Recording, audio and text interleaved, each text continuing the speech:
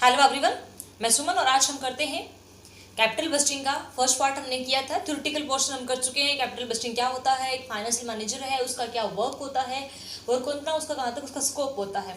And इसके दो criterias हमने किए थे कि इसको दो क्राइटेरियाज के डिवाइड करते हैं कि हम कैलकुलेट करते हैं कि जो हमारा इन्वेस्टमेंट है वो किस तरीके से हम डिटर्मिनेट करते हैं और कैसे इसको हम निकालते हैं कि जितनी इन्वेस्टमेंट हमने की है उसकी रिकवरी कितने ईयर्स में हो जाएगी। इसका थ्योरेटिकल पोर्शन है वो सारा हम कर चुके हैं प्रीवियस वीडियो में, उसका लिंक आपको डिस्क्रिप्शन में मिल जाएगा। अब वहाँ से पहले वो देखें ताकि थोड़ा सा आपको बेस क्लियर हो जाए, देन आपको प्रैक्टिकल करना ईजी हो जाएगा। तो एक बार आप वो देख लीजिएगा ताकि प्रैक्टिकल आपको अच्छे समझ में आ जाए। आज हम इसका करने वाले हैं प्रैक्टिकल पोर्शन, यानी कि उस क्राइटेरिया में हमने किया था दो बेसिकली क्राइटेरिया थे। अकाउंटिंग जो हमारा क्राइटेरिया था, एक था कैश फ्लो का क्राइटेरिया था, अकाउंटिंग प्रॉफिट का और कैश फ्लो का था। जो अकाउंटिंग प्रॉफिट है उसमें एक पार्ट था कि एआरआर के थ्रू निकालते हैं, एंड कैश फ्लो में दो थे, पे back and discount rate method. तो आज हम करते हैं इसका प्रैक्टिकल जो एआरआर है, यानी कि एवरेज रेट ऑफ रिटर्न। इसका हम प्रैक्टिकल एंड थोड़ा सा थ्योरेटिकल भी करेंगे। ARR, average rate of return, और इसको और क्या कहते हैं, ये also known as the accounting profit, accounting rate of return भी इसको हम कहते हैं। अकाउंटिंग प्रॉफिट कह लो या अकाउंटिंग रेट ऑफ रिटर्न के नाम से भी जाना जाता है ये। अगर कई बार क्या है अकाउंटिंग रेट ऑफ रिटर्न पूछ लिया जाए तो कंफ्यूज नहीं होना कि अकाउंटिंग रेट ऑफ रिटर्न क्या है या फिर एवरेज रेट ऑफ रिटर्न क्या है। दोनों क्या है, सिमिलर ही चीज है, इसी का ही नाम है, यानी कि अकाउंटिंग रेट ऑफ रिटर्न या एवरेज रेट ऑफ रिटर्न किसी भी नाम से आ जाए। तो इसमें क्या होता है कि हम एग्रीगेट लेते हैं। देखो एज ए नेम ही सजेस्ट हो रहा है कि इसमें क्या लेंगे, हम एग्रीगेट लेंगे, एवरेज लेंगे। जितने भी नंबर ऑफ ईयर्स का अपने को गिवन है कि इतना अपने को एवरेज गिवन है कि जो 10 ईयर्स हैं या 5 ईयर्स हैं, तो जितना भी हमें गिवन है तो उसी के हिसाब से क्या है हम उसका लेंगे कितना हमें प्रॉफिट हुआ है। एंड बेसिकली जो चीज़ ध्यान में रखने वाली है, इसमें जो हम प्रॉफिट कंसिडर करेंगे वो हम लेंगे जो हमारा नेट प्रॉफिट है वो आफ्टर टैक्स लेंगे हम, ठीक है। और ये भी हमारी जम्पशन रहती है कि इसको आफ्टर टैक्स एंड डेप्रिसिएशन, क्योंकि टैक्स है वो डेप्रिसिएशन के बाद ही लगाया जाता है। तो ये चीज़ें क्या हम कैलकुलेट करते हैं। तो जो हमारा एग्रीगेट है इसमें क्या करते हैं कि हम एक रेट डिटर्मिनेट करते हैं, यानी कि एवरेज रेट ऑफ रिटर्न हम क्या प्री डिटर्मिनेट करते हैं कि इतना हमारा हम एक्सपेक्ट करते हैं कि इतना हमारा AR आना चाहिए। सपोज कि 10% है, 25, जो भी हमारा प्रोजेक्ट है उसका हम एक ARR है वो प्री डिटर्मिनेट करते हैं, पहले से फिक्स करते हैं कि इतना जो इसका जो इन्वेस्टमेंट करते हैं इसके फीडबैक में हम इतना जो रेट ऑफ रिटर्न है वो एटलीस्ट इतना हम चाहते हैं। तो अगर वहाँ पे हम एक प्रोजेक्ट की बात करते हैं कि हमारे सामने भी एक अपॉर्चुनिटी है, तो उसमें हम देखेंगे जो हमारा एक्सपेक्टेशन है, जो प्री डिटर्मिनेट हमने किया है, तो उससे क्या है उसको हम कंपैरिजन करेंगे किससे, एक्चुअल से। जो एक्चुअल में जो आएगा उसको हम इसके साथ क्या है कंपैरिजन करेंगे। तो अगर उससे एक्चुअल से जो हमारा डिटर्मिनेट से हायर जाता है एक्चुअली, तो उसको क्या करेंगे हम एक्सेप्ट कर लेंगे। अगर जो प्रीडिटर्मिनेट से लोअर होता है, जो हमारा एक्चुअल रेट ऑफ रिटर्न आता है वो लो में होता है, तो उसको क्या कर देंगे हम रिजेक्ट कर देंगे।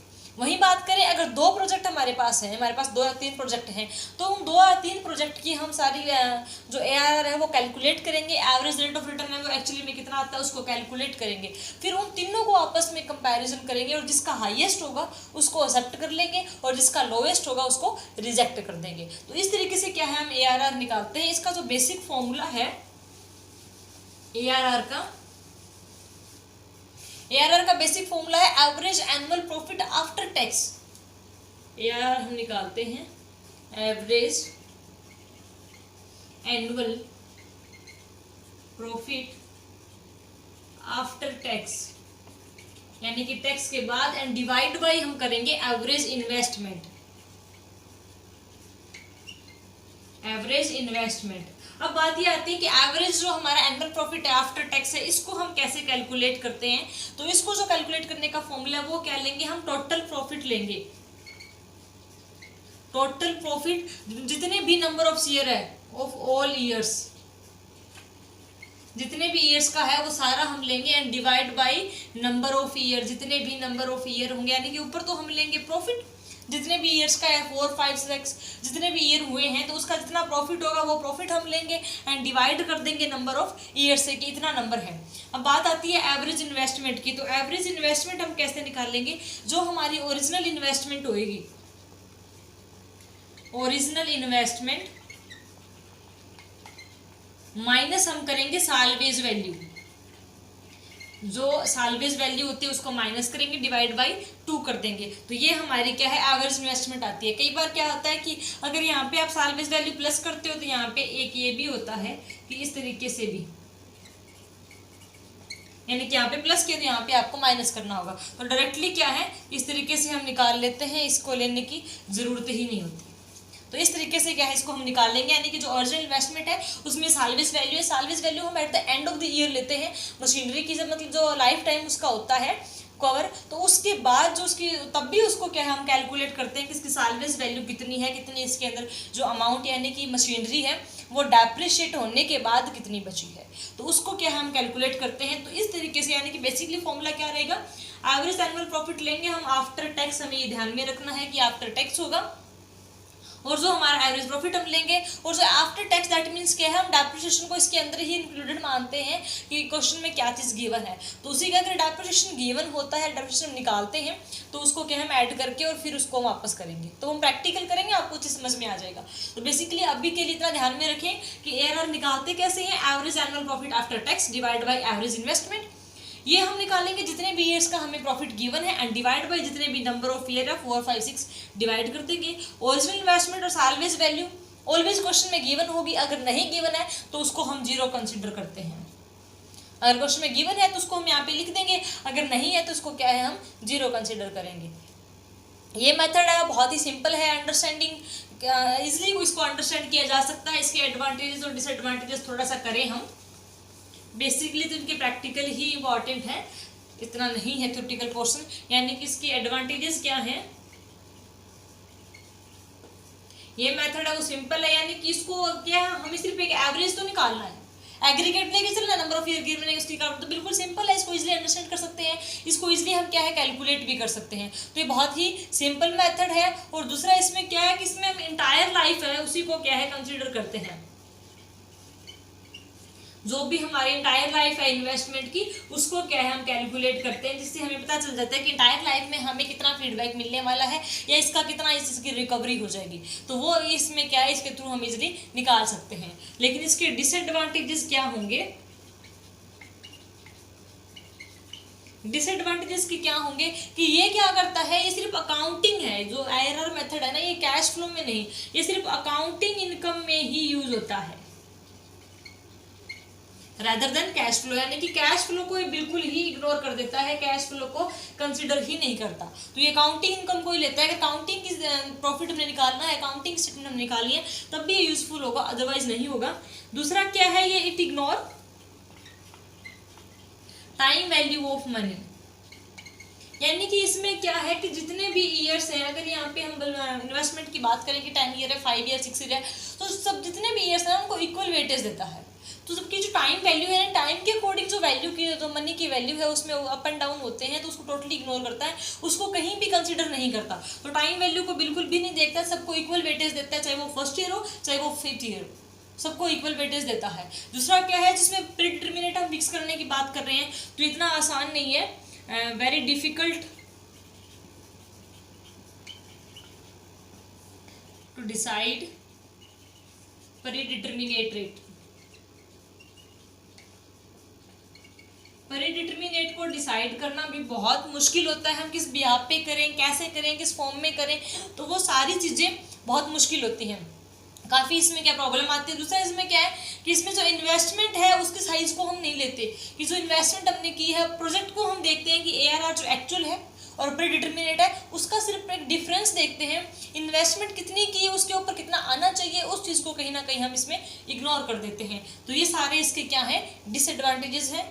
अब भी इसका हम करते हैं प्रैक्टिकल।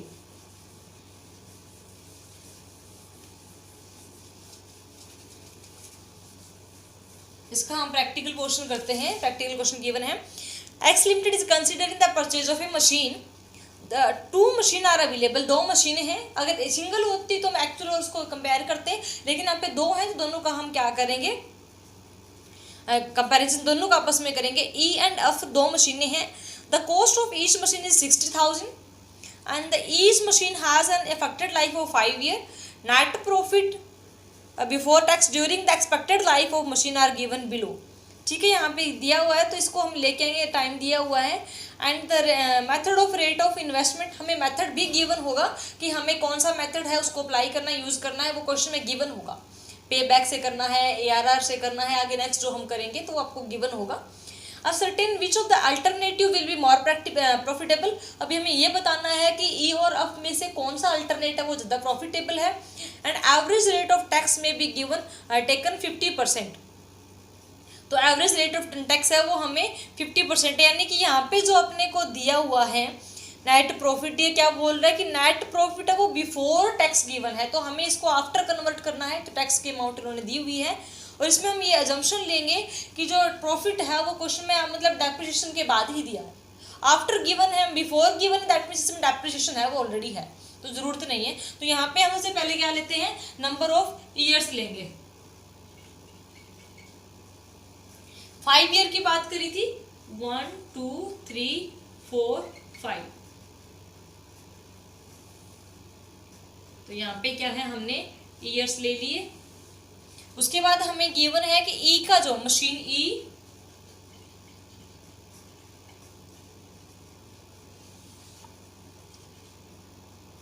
पहले ई का ही निकाल लेंगे फिर क्या है हम एफ का ले लेंगे। तो ई का हमें गिवन है 15,000, 20,000, 20,000, 25, 15, 15 एंड 10,000। ठीक है, हमने को क्या है ये अमाउंट गिवन है। नंबर ऑफ ईयर कितने हो गए टोटल, 5, ये अपने को गिवन है। अब क्या बोला है कि 50% है वो टैक्स है, तो यहाँ पे हम क्या करेंगे, टैक्स को लेके आएंगे, यानी कि इसको हम क्या करेंगे, आफ्टर टैक्स बनाएंगे, क्योंकि ये बिफोर टैक्स गिवन है तो इसको क्या है हम आफ्टर टैक्स बनाएंगे, हम टैक्स पे कर दें। तो 50% है, हमें कुछ नहीं करना, डायरेक्टली हाफ करते जाएंगे। 50% का क्या होता है, डायरेक्टली हाफ होता है, तो इसका हो जाएगा ये 7,500, 10,000, 12,500 एंड यहाँ पे ये हो जाएगा 75,000 एंड 5,000। तो ये क्या आ गया, इसका टोटल आ गया 75, 10 एंड 12,500, 7,500 एंड 5,000। तो इसको क्या करेंगे, हम ऐड कर लेते हैं कि ये हमारा टोटल अमाउंट कितनी आ गई। ये टैक्स लिया तो इसको हम डायरेक्टली ऐसे भी कर सकते हैं कि जो हमारे जो आफ्टर टैक्स है, टैक्स चार्ज किया हमने, तो आफ्टर टैक्स बचा कितना, जो आफ्टर टैक्स बच गया वो कितना बचा, सेम ही अमाउंट बची, क्योंकि 15,000 ही है, 50 है तो सेम की सेम हमारे पास क्या है बच गई 75 एंड 5। अब इनको क्या करेंगे, हम सबको ऐड कर लेंगे। तो इसको हम ऐड करेंगे तो ये आएगा हमारा 42,500 एंड 42,500, और अगर इसका हम करना चाहें तो ये कितना आ जाएगा 85,000। तो ये कितना आ गया, ये आ गया हमारा सारा का सारा मशीन ई का। ये डाटा हमारे पास किसका मिल गया है, मशीन ई का। तो ये हमारा क्या आ गया, सारा का सारा प्रॉफिट है वो, मतलब हमारा बिफोर टैक्स था और आफ्टर टैक्स था, हमने पे कर दिया, हमारे पास इसकी अमाउंट आ गई है। अब हम बात करते हैं मशीन जो हमारी एफ गिवन है, मशीन एफ का इसी तरीके से हम निकाल लेंगे। यहाँ पे हम टैक्स चार्ज करेंगे 50% और यहाँ पे क्या आ जाएगा आफ्टर टैक्स। तो दोनों का ही इन्होंने यही बोला है कि 50% है, तो सिर्फ हम अमाउंट लेते जाएंगे 5,000, 15,000,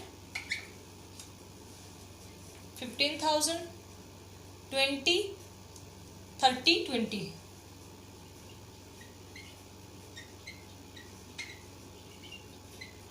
तो ये अपने टोटल गिवन है। एज यूजुअल हम इसका क्या है हाफ करते जाएंगे, 2,500, 7,500, 10,000, 15,000, अगेन 10,000, और इतना ही यहाँ पे बच जाएगा 25, 7,500, 10,000, 15,000 एंड 10,000। तो इसको हम अगर टोटल कैलकुलेट करेंगे तो ये हमारा टोटल आया है 45,000। तो 45,000 ही हमारा ये आ जाएगा। अगर 45 दोनों करेंगे तो इतना आ जाएगा 90,000। तो ये टोटल हमारे पास क्या है अमाउंट आ गई, यानी कि हमने को ये चीज गिवन थी, अपने को ये चीज गिवन थी। टैक्स अपने को बोला हुआ था कि 50% है, क्योंकि ये जो प्रॉफिट है ये क्या था, बिफोर टैक्स था। तो बिफोर टैक्स को हमने टैक्स चार्जेस किए और आफ्टर टैक्स है वो कैलकुलेट कर लिया, इतना अमाउंट आ गया। अब हम बात करेंगे इनका जो एवरेज एनुअल प्रॉफिट है वो निकालेंगे। तो इनका जो एवरेज एनुअल प्रॉफिट है, एवरेज एनुअल प्रॉफिट हम निकालेंगे, क्योंकि जो फॉर्मूला है इसका क्या था कि after tax and divide by average investment. तो पहले हमें वो दोनों टर्म्स निकालनी होंगी। तो अगर हम बात करें मशीन ई का, तो हम निकाल लेंगे 42,500 divide by number of year कितना है 5। तो इसकी टोटल अमाउंट है वो कितनी आ जाएगी, इसको आप निकाल लोगे तो 8 5 40 एंड अगेन 5, यानी कि 8500 आ गया। अब वही हम बात करें मशीन अफ की, तो इसका कितना है 45,000 है, तो डिवाइड बाई 5 ही रहेगा, ये कितना आ जाएगा 9,000, 9 5 45। ठीक है, तो ये अपने को क्या आ गई, इसकी अमाउंट आ गई मशीन ई की, और अफ की ये क्या है, सिर्फ एनुअल एवरेज आया है। अब हमें बात करनी है एवरेज इन्वेस्टमेंट की। अब हम क्या करेंगे, इनका एवरेज इन्वेस्टमेंट निकालेंगे। मैं थोड़ा रब कर दूं, क्योंकि जो अमाउंट अपने को चाहिए थी वो हमने निकाल ली है।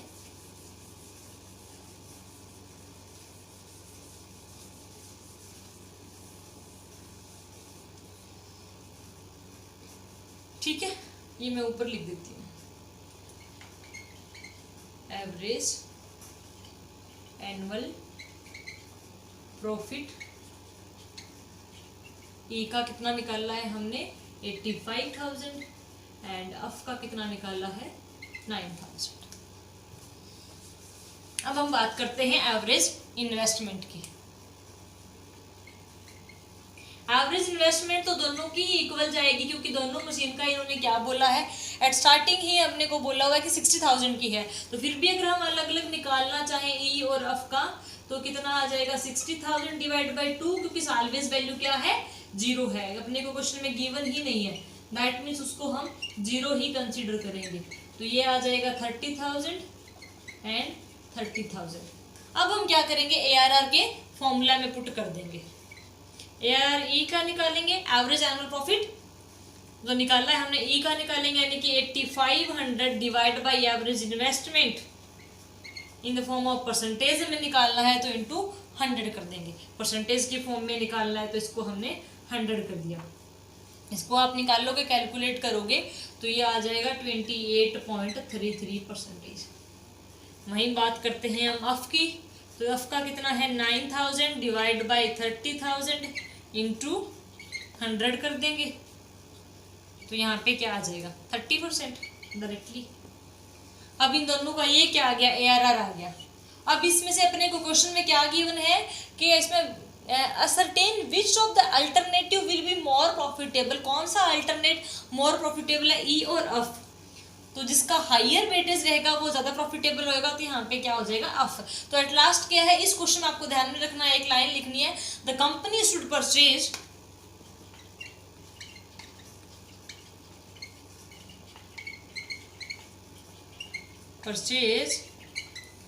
Machine F. Machine F purchase करेगी, क्यों, because of the ARR is higher than machine ई।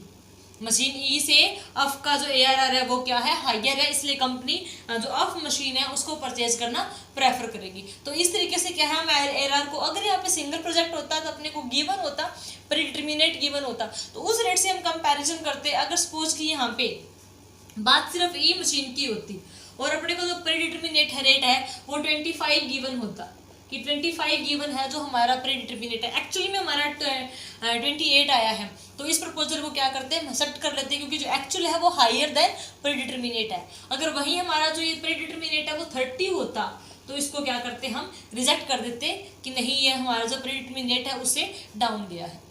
तो अगर सिंगल प्रोजेक्ट हो तो हम उसके तरीके कंपैरिजन करेंगे, अगर अलग अलग प्रोजेक्ट गिवन हो तो उसको हम क्या करेंगे, आपस में कंपैरिजन करके निकालेंगे। तो ये था आपका ARR मेथड। और एक और कर लेते हैं आज नेक्स्ट, पे बैक। कैश फ्लो क्राइटेरिया का जो मेथड है फर्स्ट वो है पे बैक पीरियड। ये भी बहुत इजी है, ज्यादा डिफरेंट नहीं है, बस इसमें जो मेन चीज है वो क्या है, पे बैक पीरियड की। दूसरा जो मेथड है वो है पे बैक पीरियड। देखो नाम से ही सजेस्ट हो रहा है कि जितना भी हम इन्वेस्टमेंट करेंगे, इसमें हम क्या निकालते हैं कि जितनी हम इन्वेस्टमेंट करेंगे वो कितने टाइम में पे बैक हो जाएगी। यानी कि वो जितना इन्वेस्टमेंट, सपोज कि हमने आज क्या है इसमें 5 लाख रुपए लगाए हैं, तो इसके थ्रू हम ये निकालते हैं कि इन 5 लाख की रिकवरी है वो कितने नंबर ऑफ ईयर्स में हो जाएगी, ये हम देखते हैं, ताकि उसके अकॉर्डिंग हम डिसीजन ले सकें कि ये हमारे लिए कितना बेनिफिशियल है या नहीं है। तो वो चीज़ क्या है इसकी हम कैलकुलेट कर सकें। तो इसके लिए ये क्या होता है कि मेथड बेसिकली उन चीज़ों के लिए होता है। इसमें भी हम प्रीडिटर्मिनेट लेके चलते हैं कि इतने ईयर में हमारा, कि हमने 5 लाख है तो हमारा रेट हम लेके चलते हैं कि सपोज हमारी ये 4 ईयर में हो जाए। अगर उस 4 ईयर में कितना हो जाती है तो ठीक है, एक्सेप्ट करेंगे, अदरवाइज क्या है इसको हम रिजेक्ट कर देंगे। और अगर वहाँ पे 2 प्रपोजल है तो उसका हम इसमें कंपैरिजन करेंगे कि किसके नंबर ऑफ ईयर है वो कम लग रहे हैं। अगर वही 5 लाख की रिकवरी एक चीज, एक प्रोजेक्ट है वो 4 ईयर में करता है और दूसरा 5 में करता है, तो जिसकी कम रहेगी उसको हम एक्सेप्ट करेंगे। ARR हायर होगा उसको एक्सेप्ट करेंगे, पे बैक पीरियड जिसका लोअर होगा उसको एक्सेप्ट करेंगे, क्योंकि जितनी जल्दी हमारी जो ओरिजिनल इन्वेस्टमेंट है उसकी रिकवरी हो जाए उतना बेस्ट रहता है। तो इसको हम डिसाइड करते हैं इस तरीके से कि जो भी हमारी ओरिजिनल इन्वेस्टमेंट है वो कितने ईयर्स में हो जाएगी, उसको हम कंपैरिजन करते हैं। इसका जो फॉर्मूला वो क्या है पे बैक का, यानी कि PB is equal to investment हमें गिवन होगी divide by constant cash flow, annual cash flow. ये बेसिकली वहीं भी होता है जहाँ पे अपने को कॉन्स्टेंटली क्या है कैश फ्लो मिल रहा हो, अदरवाइज इतना बेनिफिशियल नहीं होता इतना, वहाँ पे बेसिकली वहीं पे ज़्यादा यूज होता है जहाँ पे है। और इसके भी अगर हम एडवांटेजेस की बात करें तो ये भी बहुत सिंपल है, कैलकुलेट करना, नंबर ऑफ ईयर्स निकालने हैं, समझना भी बहुत ईजी है, बहुत सिंपल है। इजिली क्या इन्वेस्टमेंट देखनी है, कांस्टेंट कैश फ्लो कितना आ रहा है, कितने नंबर ऑफ ईयर में रिकवरी हो जाएगी, टोटल इन्वेस्टमेंट कितनी है, सिर्फ इन्हीं चीज़ों का हमें क्या है ध्यान में रखना है। और दूसरा ये मेथड है वो कहाँ पे सुटेबल है, ये मतलब जहाँ पे जो फॉर्म्स है ना, it's suitable where firm suffering from liquidity, जहाँ पे फॉर्म है वो लिक्विडिटी की प्रॉब्लम से सफर कर रही है, तो वहाँ पे क्या है वो देख लेंगे कि इतनी इन्वेस्टमेंट हमारे लिए कितनी बेनिफिशियल है, ये कितने नंबर्स ऑफ ईयर में कवर हो जाएगी, यहाँ पे हमें इन्वेस्ट करना चाहिए कि नहीं चाहिए। तो वो डिसीजन लेना यहाँ पे इजी रहता है कि जिसको मेनली क्या है लिक्विडिटी की प्रॉब्लम रहती है, तो वो फॉर्म्स के लिए बहुत यूजेबल है कि उनको देखें कि कितने नंबर ऑफ ईयर में हो जाएगा, कितना अर्ली, जितना जल्दी हो सके उसकी रिकवरी हो सके। और जो ARR है उससे क्या है बेटर है, ARR मेथड से क्या है सुपीरियर है, उससे बेटर है, कहीं ना कहीं थोड़ा सा उसका एनहांस है, उसमें जो चीज़ें हमने फेस की तो उसको भी क्या है इसमें हम कहीं ना कहीं कंसिडर करते हैं। बेसिकली इसमें हम कैश फ्लो भी लेते हैं, कितना हमारा कैश फ्लो आ रहा है कितना नहीं, और ये वहाँ पे यूजेबल है जहाँ पे अनसर्टेन कंडीशन हो, तो जहाँ पे क्या है हमें पता नहीं होता कि इस पे कितना इन्वेस्टमेंट आएगा, तो उसके थ्रू हम निकाल लेते हैं कितने नंबर ऑफ ईयर में इसकी रिकवरी होगी, तो थोड़ा सा सिक्योरिटी हो जाती है कितने सालों में इस इन्वेस्टमेंट को हम रिकवर कर लेंगे, तो वहाँ पे क्या है ज़्यादा बेनिफिशियल है। वहीं इसकी बात करें हम डिसएडवांटेजेस की, तो ये भी क्या है टाइम वैल्यू को इग्नोर करता है, ये भी कहीं भी नहीं लेता, ignore time value of money, ये भी टाइम वैल्यू ऑफ मनी को कहीं भी कंसीडर नहीं करता, उसको टोटली इग्नोर करता है, पे बैक पीरियड में हमने नहीं लिया। और ये इसके बाद जो कैश फ्लो के बाद है, it ignore after cash flow recovery, जितनी भी हमारी इन्वेस्टमेंट है उसके बाद की जो अमाउंट है उसको क्या कर देता है इग्नोर कर देता है, उसके बाद कितना हमारी इनकमिंग हो रही है, कितना उसमें और बेनिफिट मिल रहा है उसको कहीं भी कंसीडर नहीं करता, उसको क्या है इग्नोर कर देगा। तो वहाँ पे भी क्या है इस चीज़ की कि उस चीज़ को इग्नोर करता है, और ये क्या टाइम वैल्यू को भी लेता है, और ये डिसीजन नहीं देता कि जो प्रपोजल है उसको हम एक्सेप्ट करें या उसको हम रिजेक्ट करें। तो ये इसकी है कि ये उसका डिसीजन नहीं देता कि इसको हमें एक्सेप्ट करना चाहिए कि रिजेक्ट करना चाहिए। तो बेसिकली इसकी ये भी एक प्रॉब्लम है कि हमें ये डिसाइड करना भी मुश्किल हो जाता है इसके थ्रू। और ये कॉस्ट ऑफ कैपिटल को भी इग्नोर करता है कि इसमें कितनी कॉस्ट जो कैपिटल की है वो कितनी आएगी, इस इन्वेस्टमेंट को करने के लिए हमें बाकी और खर्चे कितने उठाने पड़ेंगे, उस चीज़ को भी कहीं स्टडी नहीं करता। और जो फर्म की प्रॉफिटेबिलिटी है, उसके प्रोजेक्ट की अलग अलग कितनी प्रॉफिटेबिलिटी है, उसको भी क्या इग्नोर करता है। कैसे इग्नोर करता है कि सपोज हमारे पास A एंड B दो प्रोजेक्ट हैं, हमने यहाँ पे क्या है 2 लाख है वो क्या किया इन्वेस्टमेंट की, दोनों में ही 2 लाख की। लेकिन यहाँ पे क्या है कि उसके बाद स्टार्टिंग में यहाँ पे इसने 80,000 अर्न किया, देन क्या हो गया 150 हो गया एंड 2 हो गया, और उसके बाद इसका क्या हो गया 210 हो गया, 250 जो भी है इसका हो जाता, ठीक है। इतना प्रॉफिट हम अर्न कर रहे हैं। वही हम बात करते हैं इसकी, इसने 50,000 अर्न किया, देन इसने क्या किया 1 लाख अर्न किया, देन इसका क्या हो गया 2 लाख हो गया, सॉरी 170 हो गया, या फिर इसको 150 हो गया। तो इसमें क्या हो गया कि यहाँ पे जो टाइम पीरियड है बेसिकली क्या हो गया 3 साल तो ये, और 4 यानी कि 3 ईयर कुछ टाइम लग रहा है, और यहाँ पे जो रिकवरी है वो क्या हो गई है 3 ईयर्स में ही हो गई है। तो इसके अकॉर्डिंग जो डिसीजन है वो हम क्या लेंगे कि हमारे लिए जो ए प्रोजेक्ट है वो ज़्यादा सुटेबल है। लेकिन हम क्या प्रॉफिट के पॉइंट ऑफ व्यू देखें, जो इसका प्रॉफिट है वो कॉन्स्टेंटली क्या है बढ़ता जा रहा है, लेकिन इसका प्रॉफिट हम वहीं बात करें तो कहीं ना कहीं कम होता जा रहा है। रिकवरी इसकी जल्दी हो गई लेकिन इसका प्रॉफिट है वो आगे आगे बढ़ता जा रहा है, इंक्रीज होता जा रहा है। तो वैसे देखा जाए तो ये ज़्यादा बेनिफिशियल हो गया और इतना नहीं है, लेकिन इसके अकॉर्डिंग क्या है ये इसी को बेस्ट बताया, क्योंकि 3 सालों में इसकी इन्वेस्टमेंट है वो रिकवरी होगी, और जो बाद की अमाउंट है उसको ये इग्नोर कर देता है। तो इसका भी करते हैं प्रैक्टिकल।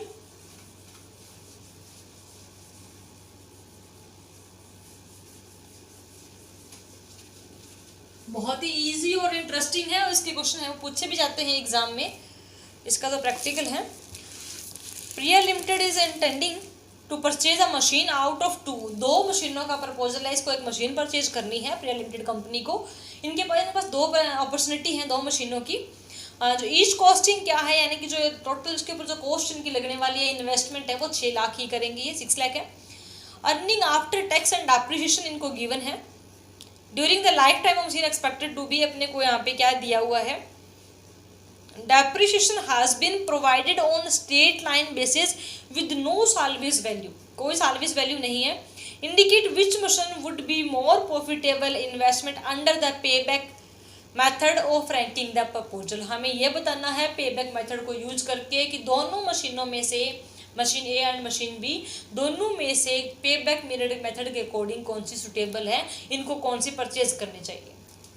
हम बात करते हैं पहले मशीन ए की।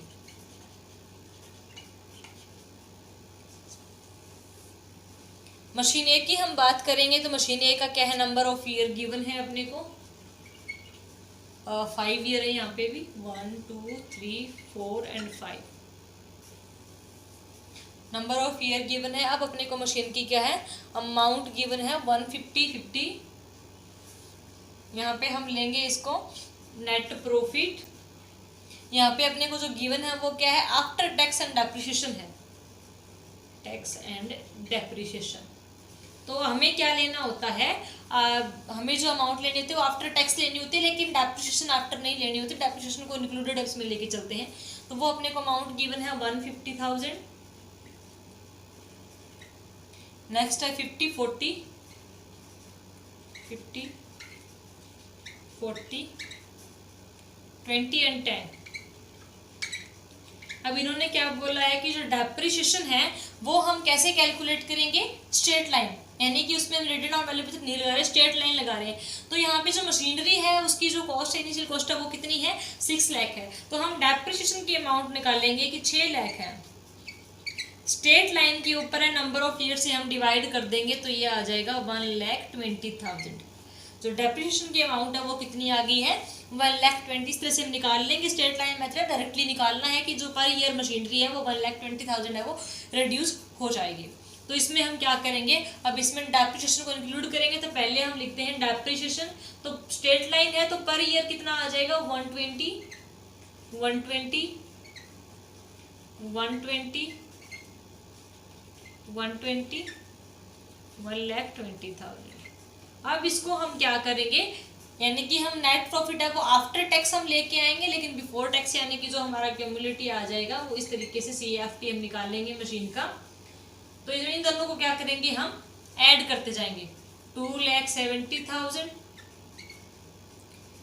इसमें आ जाएगा 1,70,000 1,60,000 1,40,000 एंड 1,30,000। ये क्या आ गई हमारी टोटल, इसको हमने निकाल लिया। अब इसमें हमने कि इसकी इन्वेस्टमेंट की रिकवरी कितनी हो जाएगी, प्रॉफिट हमने निकाल लिया। ठीक है। अब इसकी पे बैक में बहुत ही इजी है, इसकी रिकवरी निकालने के लिए हमें क्यूमुलेटिव निकालना पड़ेगा। Cumulative of C F A T का हम किया है क्यूमुलेटिव निकालेंगे, यानी कि 270 फर्स्ट ईयर पे इतना का अमाउंट किया। अब जो 270 में हम क्या करेंगे 170 ऐड कर देंगे, तो इसमें 170 हम ऐड करेंगे तो ये आ जाएगा 4,40,000। 440 में हम 160 करेंगे तो 6 लाख का हो गया। 6 लाख में 140 करेंगे तो 740 हो गया। एंड इसमें 130 हम करेंगे तो ये आ गया 870। एट लास्ट हमारा प्रॉफिट कितना आ गया 870। ये है एक, बस इतना ही करना है हमें पे बैक में। अब हमें क्या देखना था, पे बैक टाइम पीरियड कितना लगता है, वो चीज़ हमें लेके आनी है। तो हमारा जो मशीन ये है, स्टार्टिंग की जो इनिशियल हमारी इन्वेस्टमेंट है वो कितनी थी 6 लाख। यहाँ पे 6 लाख की रिकवरी कब हो रही है, ये रही, यानी कि 3 सालों में हम 6 लाख को रिकवर कर लेंगे। अब इन चीज़ों को क्या है इग्नोर कर देंगे हम टोटली। तो इस जो मशीन ए है वो 3 ईयर में अपनी रिकवरी कर लेगी। हम वहीं पे ही बात करते हैं मशीन बी की। थोड़ा इसको हम शॉर्ट करने की कोशिश करें।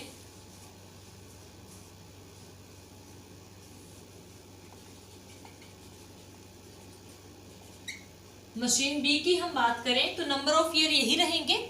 प्रॉफिट अपने को गिवन है 10, 20, 40 जो प्रॉफिट दिया हुआ है बिफोर टैक्स वाला। तो ये कितना है 10, 20, 40, 20,000, 40,000, 50 एंड 150, 50,000 एंड 150,000। डेप्रिसिएशन है ये एज यूजुअल इसमें भी ऐड हो जाएगा, इतना ही रहेगा क्योंकि दोनों मशीनरी के टाइम भी सेम है, इन्वेस्टमेंट भी सेम है, नंबर ऑफ ईयर भी सेम है। तो हमें क्या है एज इट इज़ आप क्वेश्चन करो। तो अलग थोड़ा सा स्पेस की शॉर्टेज की वजह से मैं यहीं पे बता रही हूँ। आप क्वेश्चन करो तो पहले ऊपर एक मशीन ए का शो कर दो, देन आप क्या इसी तरीके से प्रोजेक्ट बना के मशीन बी का शो करो, डेप्रिसिएशन भी अगेन लिखो, नंबर ऑफ ईयर भी अगेन लिखो। इस तरीके से आपको कैलकुलेट करना है। अभी जब समझाना है तो इसलिए मैं क्या डायरेक्ट ही ले रही हूँ। तो डेप्रिसिएशन है वो आप इसमें क्या कर दोगे ऐड कर दो, यानी कि मैं डायरेक्टली यही अमाउंट निकाल रही हूँ। सी ऑफ ए टी ये अमाउंट आ जाएगी। तो 120 को आप इसमें ऐड करोगे तो ये आ जाएगा 130। 120 को आप 20 में ऐड करोगे तो आ जाएगा 140। 120 को 40 में ऐड करोगे तो आ जाएगा 160। 120 को इसमें ऐड करोगे 50 में तो आ जाएगा 170। एंड 150 एंड 120 कितना आ जाएगा आपका टोटल 270। अब इसको हमने क्या करना है क्यूमुलेटिव निकालना है। क्यूमुलेटिव निकालना है सी ऑफ ए टी का। तो इसका हम क्यूमुलेटिव निकालेंगे तो वो हम उस तरीके से निकालेंगे 130 और इसमें क्या करेंगे हम 140 को ऐड कर देंगे तो हमारा क्या आ जाएगा 270। 270 में हम 160 ऐड करेंगे तो यहाँ पे आ जाएगा 430। 430 में हम 170 ऐड करेंगे तो ये अमाउंट आ जाएगी हमारी 6 लाख। और 6 लाख में हम 270 करेंगे यानी कि 870। देखा जाए दोनों का प्रॉफिट भी सेम है और जो हमारी जो अमाउंट है उस तरीके से निकालेंगे। ओवरऑल जो प्रॉफिट है वो इतना ही निकाला है, इस तरीके से आएगा। तो वहाँ पे क्या हो जाएगा कि हमने अब देखना है कि नंबर ऑफ ईयर दोनों मशीनरी में कितने लग रहे हैं, रिकवरी कितनी जल्दी हो रही है। इसमें 3 ईयर में और यहाँ पे कितना हो रहा है 6 ईयर में, 4 ईयर में। ठीक है, यहाँ पे जिसकी रिकवरी है वो कितनी हो रही है 4 ईयर में, यानी कि जो टाइम पीरियड है, यानी कि मशीन ए है उसको जो 6 लाख कवर करने में कितना टाइम लगेगा 3 ईयर लगेगा। ठीक है, 3 साल लगेंगे। वहीं अगर मशीन बी है तो उसको 6 लाख कवर करने में कितना टाइम लगेगा 4 ईयर लगेंगे। यानी कि मशीन ए है वो 3 सालों में रिकवरी हो जाएगा और मशीन बी है वो उसको 4 साल लगेंगे। तो दोनों प्रपोजल में से प्रिया लिमिटेड को कौन सा परचेज करना चाहिए, मशीन ए। तो यहाँ पे हम लिख लेंगे company should purchase the machine A because the पे बैक है, उसकी रिकवरी है इन्वेस्टमेंट की वो अर्लियर है rather than machine B. Machine B से इसकी जो इन्वेस्टमेंट है वो जो इसकी रिकवरी है वो जल्दी होती है। तो इस तरीके से हम क्या है कंपैरिजन करते हैं, इसका 3 में हो गया, इसका 4 में हो गया, बाकी मेथड है इसके बाद में कितना अर्न कर रहा है कितना नहीं कर रहा वो हम इग्नोर करते हैं कि जिसकी कितनी रिकवरी होती है। जितना ज़्यादा टाइम पीरियड लेंगे, अर्लियर लेंगे, उसी हिसाब से क्या इसको हम कैलकुलेट कर लेंगे। यहाँ पे अपना क्या डायरेक्टली 6 का 6 लाख है वो निकल गया, तो हमने डायरेक्टली 3 और 4 ईयर बता दिए। बट कई बार क्या होता है कि सपोज कि यहाँ पे अमाउंट है वो 430 हो गया और यहाँ पे जो हमारी अमाउंट थी वो 7 लाख हो गई, ठीक है। तो यहाँ पे तो 6 लाख की रिकवरी करनी थी, तो हम क्या करेंगे कि जिसका डिफरेंस रहेगा, यानी कि जो 430 है इसमें से जो 170 है उसको हम क्या 7 से डिवाइड करके निकालेंगे, जितनी अमाउंट जितना टाइम पीरियड आएगा तो उसको हम कर देंगे 3 पॉइंट लाइक दिस, जितना भी हमारा आता है कि 25 75 जो आएगा तो वो उसमें हम ऐड कर देते हैं। तो वो हम इस तरीके से निकालते हैं, बाकी अपना यहाँ पे क्या है ये डायरेक्टली ही आ गया है। तो इस तरीके से क्या है हम पे बैक पीरियड को निकालते हैं। तो आज के लिए इतना ही, होप्स आपको समझ में आया होगा। बहुत ही इजी है, इंटरेस्टिंग है एंड बेसिकली ये क्वेश्चन है जो प्रैक्टिकल है वो इम्पॉर्टेंट भी है। एग्जाम पॉइंट ऑफ व्यू से इसके क्वेश्चन है वो कई बार देखने को मिलते हैं, पूछे ही जाते हैं। तो आज के लिए इतना ही। नेक्स्ट हम करेंगे जो डिस्काउंटेड हमारा कैश फ्लो मेथड है उसके आगे बेसिक 3 पार्ट हमने किए थे वो हम क्या करेंगे नेक्स्ट वीडियो में करेंगे। तो आज के लिए इतना ही। Thanks for watching, bye bye.